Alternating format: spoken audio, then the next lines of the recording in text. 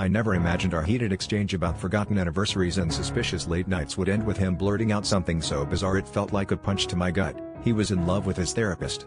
My heart stopped, the room spinning, as I tried to comprehend how the man I'd trusted could be so entangled with the person who was supposed to help him mend.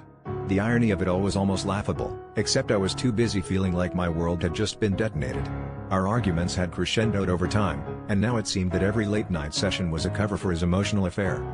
The confession unraveled more than just his secret, it brought to light the insidious manipulation that had been lurking beneath the surface.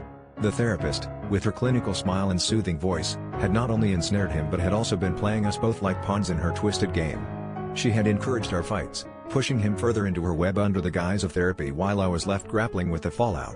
His expressions of love and commitment, it appeared, had been nothing more than echoes of her influence, like a puppet repeating its master's words. I wanted to scream, to rail against the unfairness, but all I could do was stand there, frozen by the realization of how deep the betrayal ran.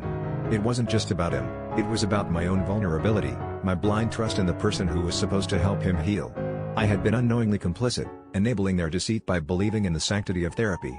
The emotional cocktail of anger, heartbreak, and betrayal was intoxicating, leaving me dizzy with the realization of how expertly I had been deceived.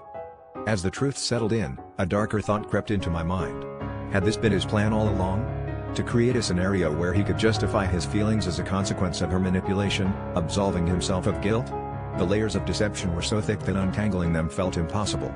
It was in that moment, amidst the ruins of our relationship, that I realized the internal conflict had shifted, no longer about him, but about reclaiming my sense of self in a world that had been so thoroughly upended.